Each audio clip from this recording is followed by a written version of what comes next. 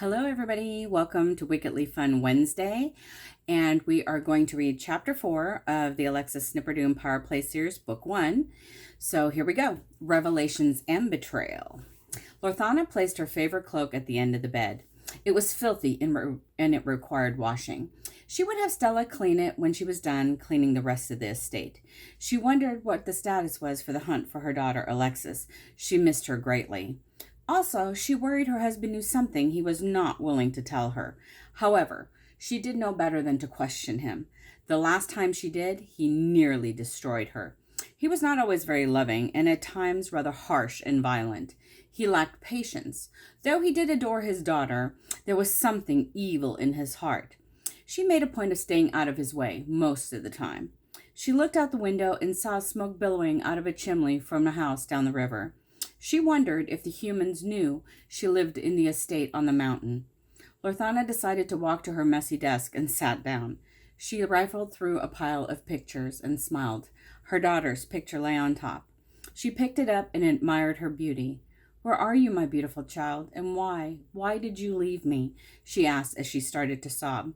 She wiped away her tears, sitting stoic, lovingly looking at the pictures. The door abruptly opened, and Zandora appeared. "Hello, Mother," she said. My goodness, what are you doing here? And when did you get here?" Lorthana walked toward her daughter to embrace her. Zandora, however, quickly pushed her aside. "Enough of the hugs and smiles, Mom. I need to talk to you. It's something quite serious." "Well, what is it, my child?" inquired Lorthana, looking at her daughter. "Are we alone? Is Dad around?" Zandora looked around the room nervously. Lorthana could tell something was wrong. "Well, no, your father is at the weekly meeting. Why do you ask?" She started to feel a bit uneasy about the line of questioning. "What are you up to, Zandora?"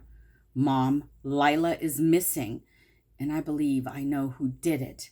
"What? What are you saying? Alexis had a girl? They named her Lila? Why is she missing? What is happening?" asked Lorthana, confused. "Mom, calm down. Yes, Alexis had a girl, Princess Lila. They performed the ceremony of the ritual of Newcomb.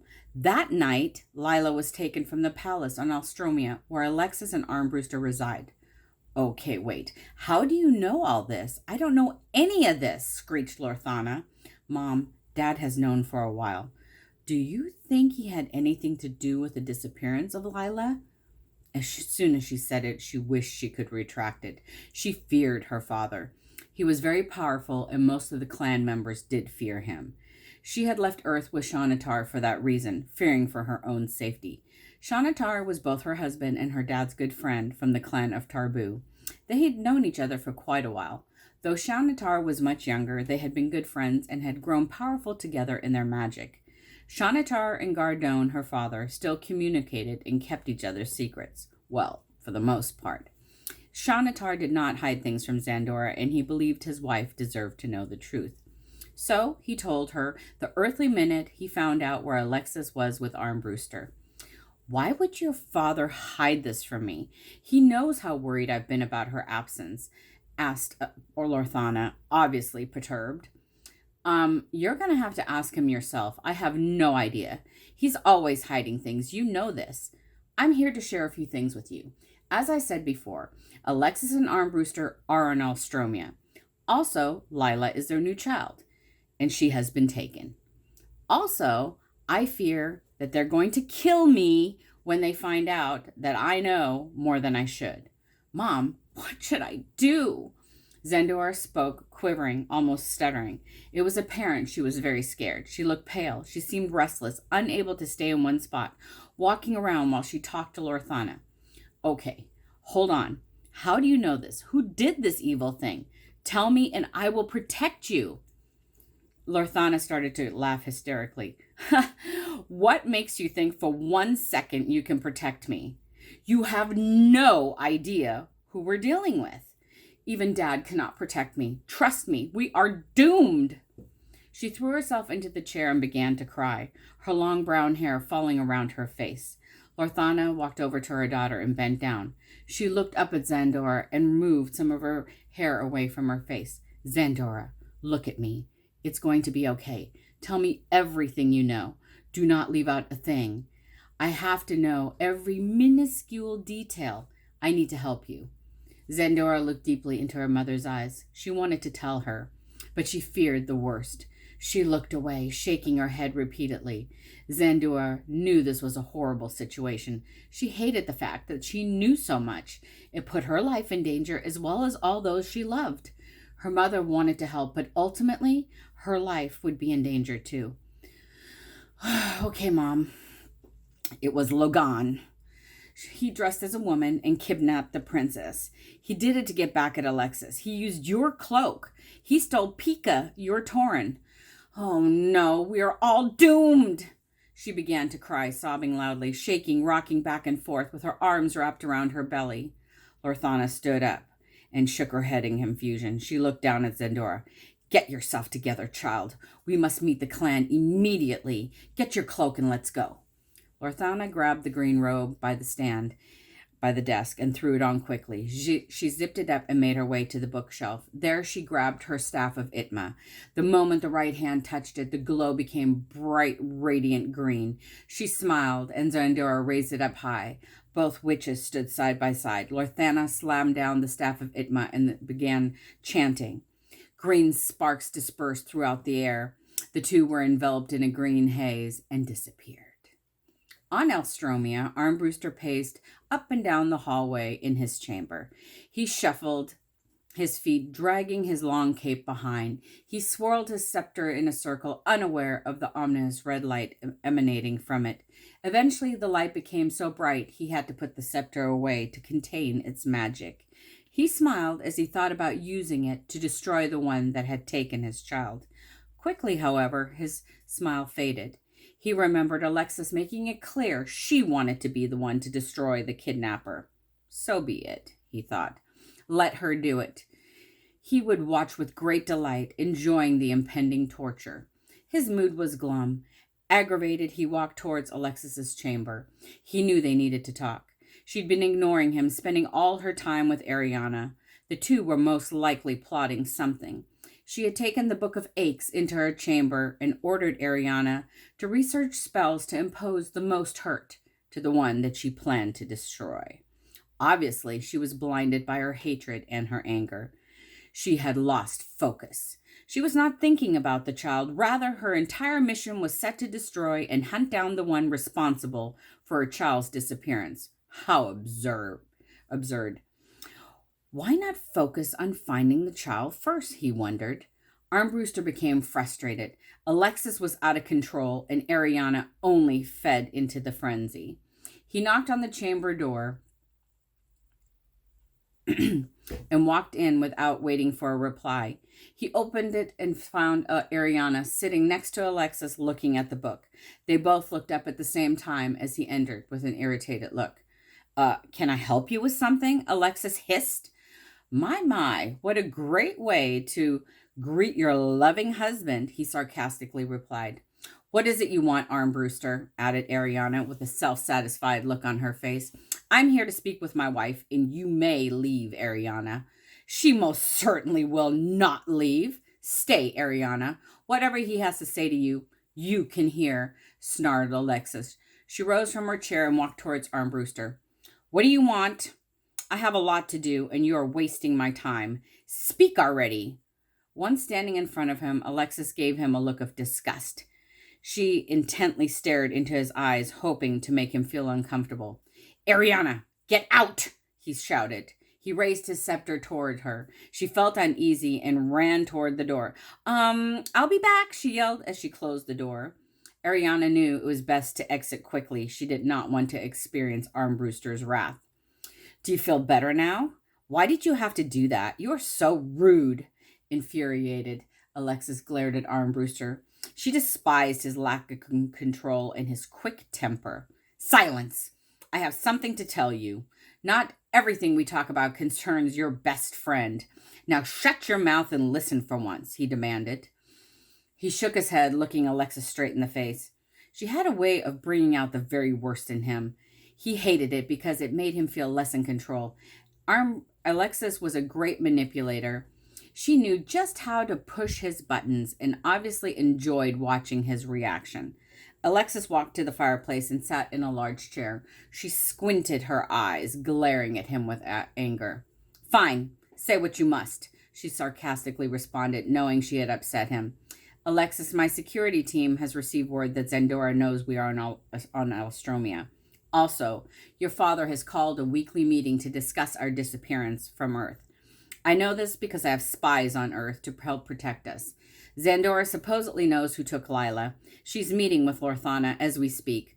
I think we should bring Zandora here. She's not safe on Earth. So, my sister knows who did this. Why are you not on Earth retrieving and questioning her? For all we know, she had something to do with it, retorted Alexis. I do not believe she had anything to do with the kidnapping. She claims to know who did, however. Her life is in danger. Shanatar's life is in danger. If you do not care for Zandora, I know you care what happens to Shanatar, he murmured, looking directly at her. He knew without a doubt that statement would make her change her mind. He believed Alexis still had feelings for Shanatar, even after all this time. If anything, she would request Shanatar be brought to Alstromia. She would not allow the love of her life to be in danger. Now, Zandora? That was a different story. Alexis had mixed feelings about her sister's safety. Their relationship had been ruined over Shanatar. Neither wanting to fix or discuss the situation, she was indifferent. They both were very stubborn. Alexis looked away. Instead, she focused on looking directly into the flames of the fire. Sitting next to the fireplace, she felt warm but shivered. Thinking about Shanatar brought back all sorts of memories and emotions. The one she had loved more than life itself, only to be taken from her by Zandora. She would never forgive her sister for the betrayal. Yes, Armbruster was correct. She cared for Shanatar and would want him here. She wanted him safe, even if Zandora wasn't. Sorry, I lost where I was. It did not matter to her what happened to Zandora. She had betrayed her, and her sisterly love was no more. Send out a hunt team and retrieve them from Earth. I want them here, and I want answers, she growled. Armbruster approached Alexis to console her, but she merely brushed him away. Go on, get it done. Do what you do best. Leave. He shook his head in defiance and walked out the door. He turned around to watch her stand by the window. He knew Shanatar was on her mind, her one and only true love. He'd always known there was no way he could compete. He'd stopped trying a long time ago. Now he had to deal with his presence once again. Armbruster despised the idea. However, he knew it was out of his control. Alexis ordered his presence. So be it. Armbruster walked out the door, proceeding in the direction of his chamber. Halfway there, he saw Zandora speaking to one of the older clan witches, Tamara. He stopped to say hello, hoping to hear what they were discussing. Tamara smiled sweetly, excusing herself as soon as she could when she saw Armbruster approach. Ariana looked at Armbruster, her head tilted to the side. What? Is there something else I can do for you? She looked at him with repugnance. Yes, as a matter of fact, there is. You can go take care of my wife. She's not well. Protect her and be there for her. Act like a friend. And for once, stop thinking about yourself. Armbruster walked off without saying another word. He'd made his point. She irritated him so much. He wished she'd not come to live at the palace. Ariana was becoming too much like Alexis, and that was not necessarily a good thing. Ariana watched him walk down the hall and wondered what was going on. She was going to find out. She would ask Alexis the instant she saw her. Armbruster was becoming too vocal and much too snippy for her liking. Ariana entered Alexis's chamber in a huff. She was perturbed about her quick, one-sided conversation with Armbruster. As she walked up to Alexis, she could tell she'd been crying a lot. Her eyes were swollen and red. Her face was wet from tears. She looked dreadful. Her hair was messy and sticking to her cheek. What may I do for you, my friend? She asked as she observed Alexis. Did you know Zandora and Shanatar are aware we are here? Did you also know that they are on their way to Alstromia? Armbruster is getting a hunt team together to bring them to me. Supposedly Zandora knows who took my precious child. Oh, she will have no choice but to tell me. Trust me. I'm not going to allow her to lie to me. I will not tolerate her lies, nor her complete disregard for my feelings. Alexis threw her cup at the wall and watched as it shattered into pieces. She was furious. How dare Zandora keep secrets from her, she thought. Ariana walked to the broken glass, bent down, and proceeded to pick it up. Don't touch it. I will have someone else take care of it. I do not want you performing menial jobs, Alexis yelled for Karina, one of the commoners. Karita. She entered the chamber quickly, cleaning up the broken glass as ordered, and hastily left the room. Alexis and Ariana sat in silence. Loud thunder boomed outside, causing the massive window to rattle. The only other noise to be heard was the crackling of the fire in the fireplace. Finally, after a few moments of complete silence, Ariana spoke up. What do you want to do, Alexis? Do you have a plan? Is there anything I may do for you right now? I know you're bitterly upset. No, there's nothing you can do. We must wait to see if Armbruster can retrieve them from Earth. I can tell you with certainty I'm getting more impatient. It's almost been a day since my precious child has been taken from me.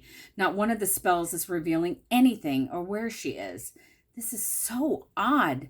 Someone must have cast a concealment spell. Even Armbruster stated it is unusual, and he usually knows all. He instructed Yarlin to use his scepter as head seer to find her, yet nothing. I am beyond anxious. She walked to her bed and threw herself on top, her feet dangling off the edge. She laid on her back, staring up at the ceiling. She did not know if she wanted to scream or cry. She folded her arms and continued to look up, not saying a word. Nothing made sense to her. The situation was out of control. Alexis did not like the feeling. It evoked too much anger. Armbruster burst through the door with Yarlin. Alexis sat up quickly and looked at him. What is it? She asked. They found Shanatar, but not Zandora. Your mother, Lorthana, is gone too. No one knows where they are. Your father is at home, waiting for their return. He promised he would let me know when they return. I think we need to be prepared for anything at this point. I'm afraid there is something awful going on, and it directly involves Lorthana and Zandora. However, I have no idea what it is.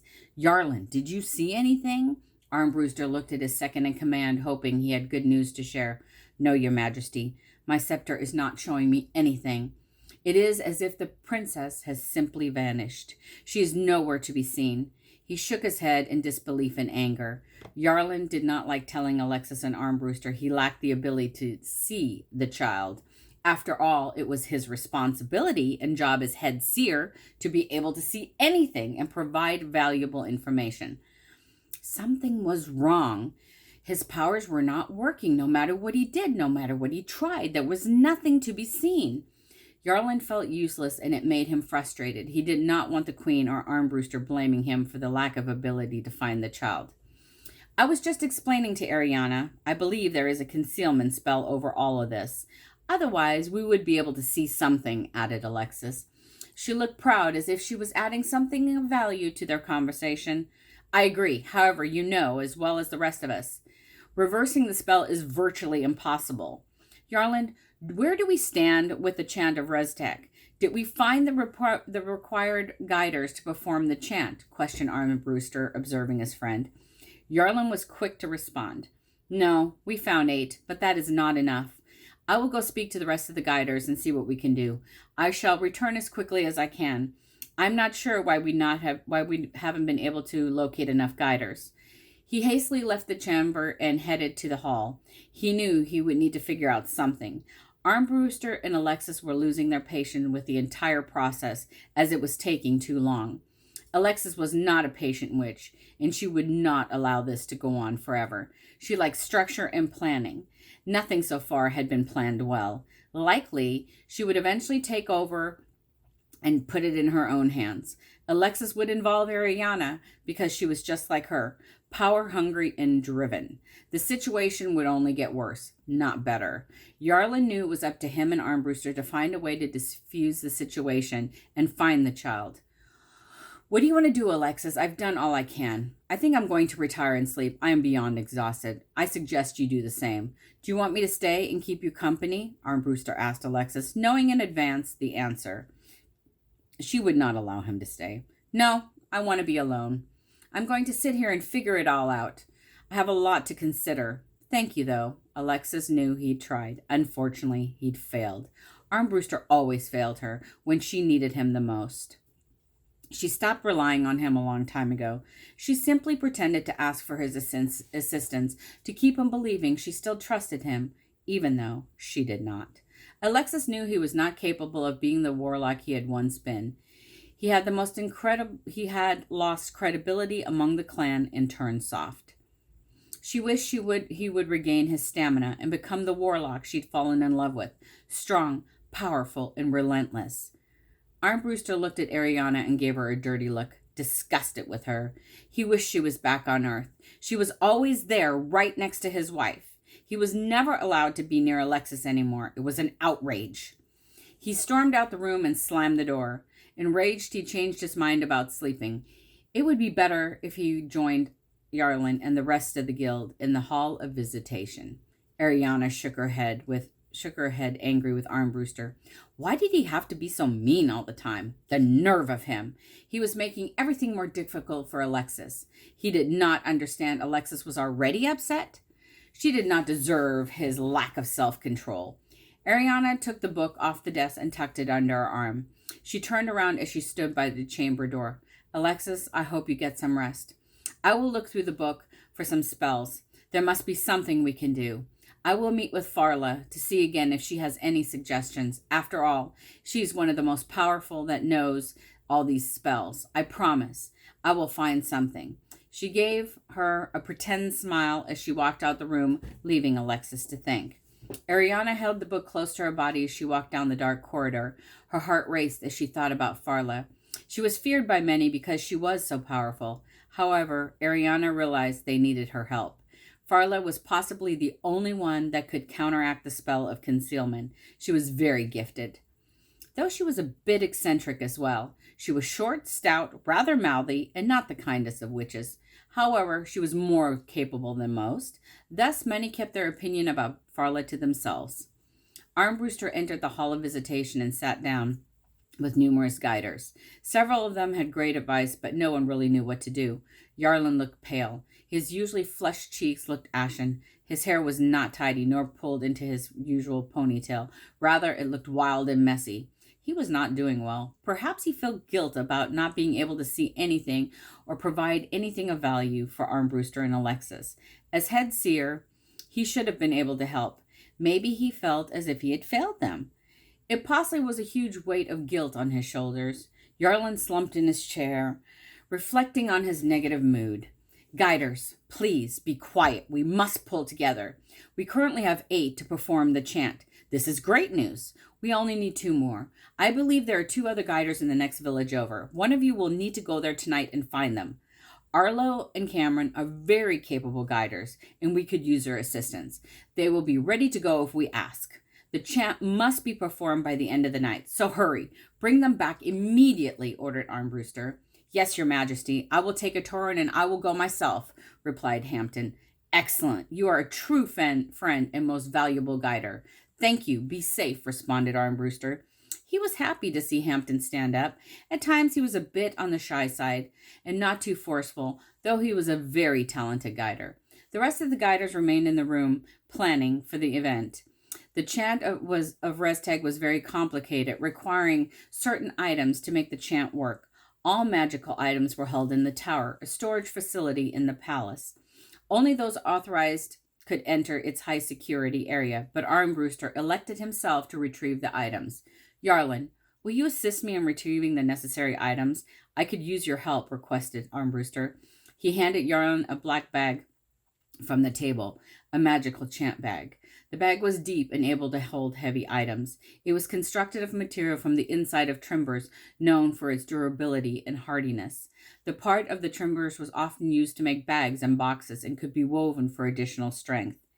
Yarlin took the chant bag, and flung it over his shoulders. The 2 warlocks left the hall and walked towards the tower, which was at the other end of the palace. Outside the room, however, Yarlin stopped.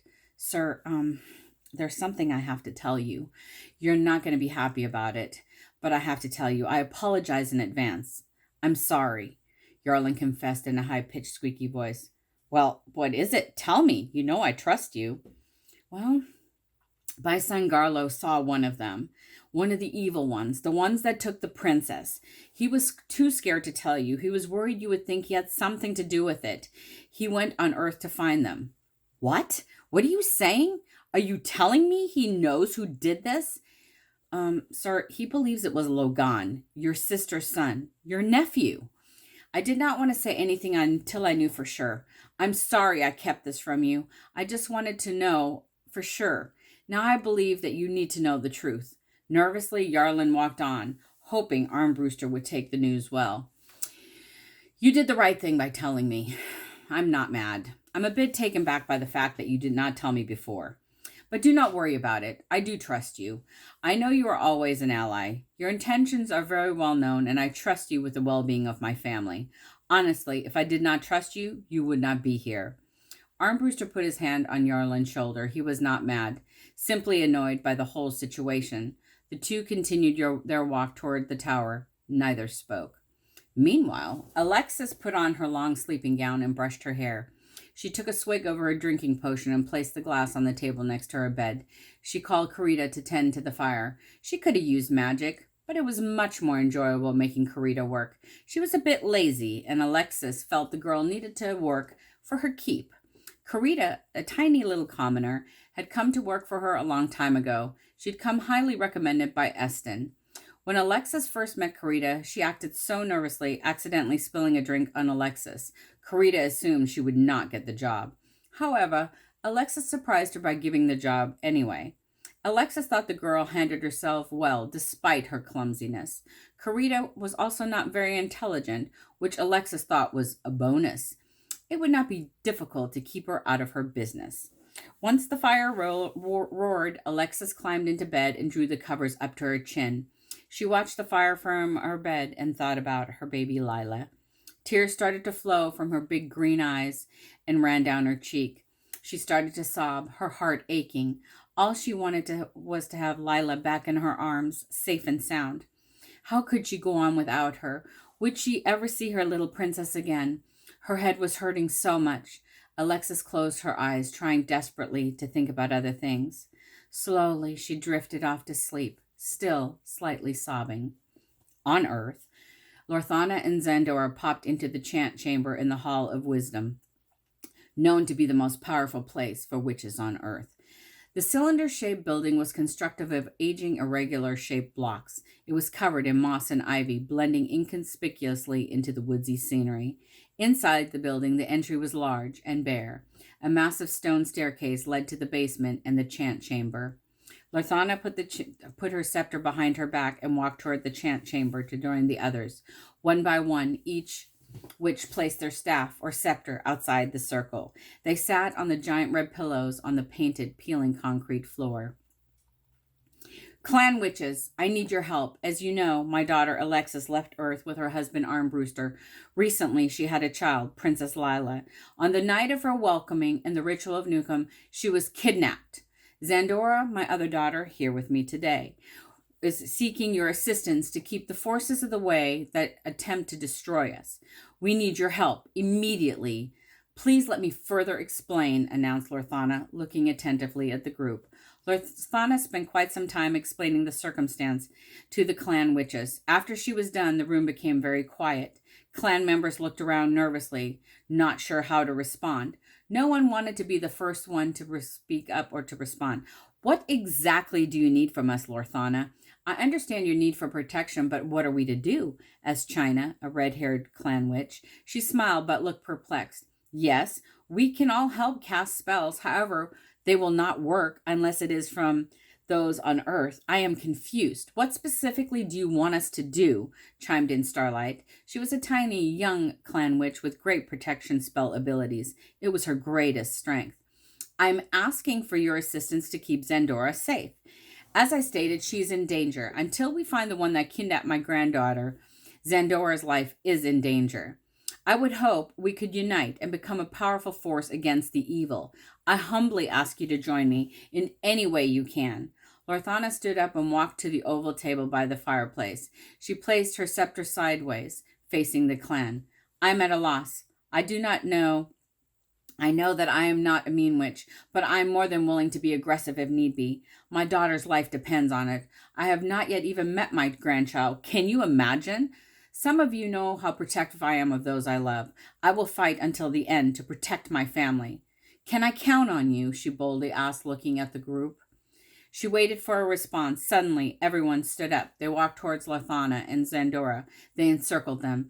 Zandora and Lathana stood in silence while the rest of the clan witches chanted their protection spells. Once complete, they smiled, feeling relieved. It was a moment of great reassurance. They were safe, though possibly just for a while. Hopefully the chant had worked. Not far away, a small group of warlocks met in a dark room. One of the warlocks wore a green cape with only his eyes visible. He smiled under his cape, knowing soon he would have what he wanted. There was no doubt. Alexis would pay for her betrayal. He was tired of waiting. The time had come. He glanced down at the tiny child in the wooden crate. She looked beautiful, and he could see Alexis in her. Yes, she was definitely the mother of this child. She would never see this child again as long as he was in control. He walked to the next room to meet with the other warlocks to discuss the next step in their plan. It was brilliant and well thought out plan to take back power. He was about to regain his power. It was just a matter of time. Now that he had what Alexis wanted more than anything, he knew she would negotiate. He had no doubt. His smile widened as he thought about his impending victory. So that is it for chapter 4. So we've seen a lot of things going on, but now is when it starts to get juicy. So you really need to be here next week for chapter 5. And let me just tell you, I'm going to give you a little spoiler. Chapter 6 is the chapter. So if you're excited about this, make sure you stay tuned and keep following us. And watch those videos unless you have the book, which is also available for sale still at Amazon, Barnes & Noble, and all kinds of retailers. But anyway, I hope you're doing well. Please stay safe and stay healthy, and we will see you next week. Have a great day. Bye.